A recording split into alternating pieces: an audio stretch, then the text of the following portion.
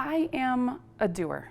I like to do things. I like to stay busy. And I don't know if you remember several years ago, there was a book that came out that was called The 5 Love Languages, and it was huge and it was popular. And acts of service is one of my top love languages. It's how I feel loved and how I show love is through acts of service. Like, I am a doer to my core. I get it honest. It runs in the family.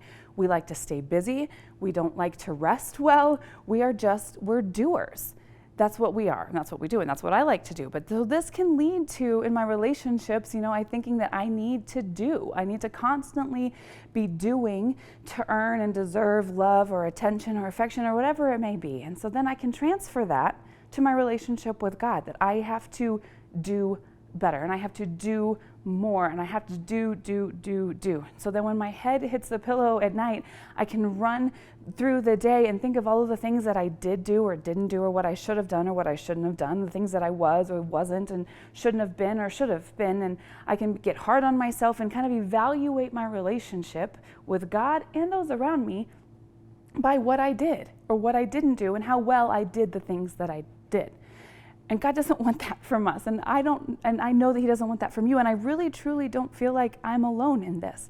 I think we all kind of evaluate our relationship with God, if we're not careful, by what we do.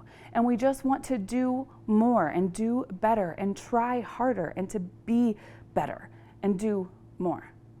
But see, we have the Old Testament. In the Old Testament, there are a lot of records that show, we have hundreds of years of documented records showing that, this doesn't work. Just doing better doesn't truly work. The people of Israel would do this. They would do okay for a while, and they would serve Yahweh and serve Yahweh alone, and then something else would come along and would draw their attention away from Yahweh, and then they would fall and they would mess up, and they would mess up big time.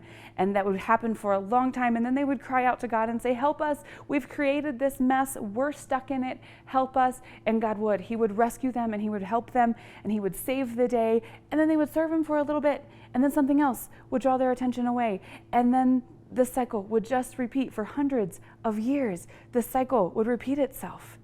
And in 2 Kings, the cycle is repeating itself, and the people are in it, and they're in it bad.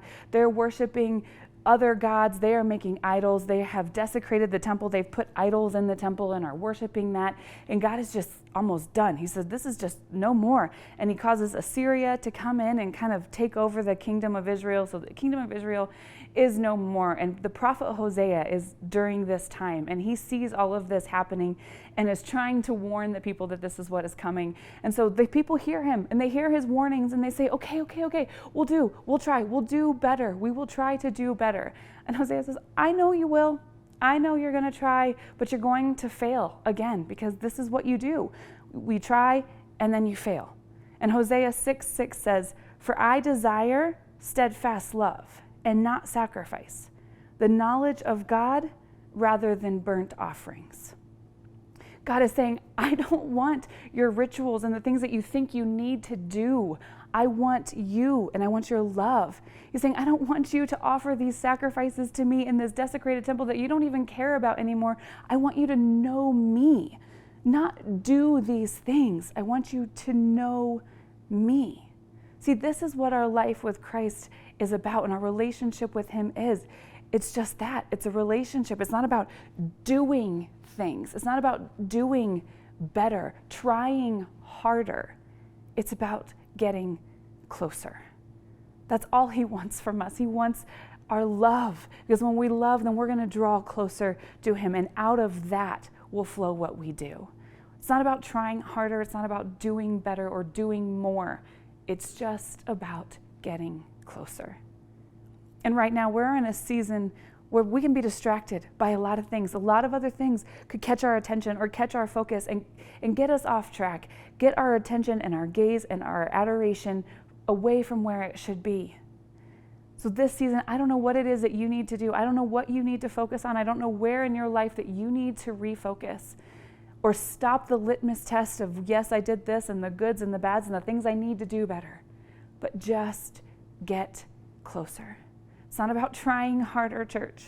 It's about getting closer. Love you guys.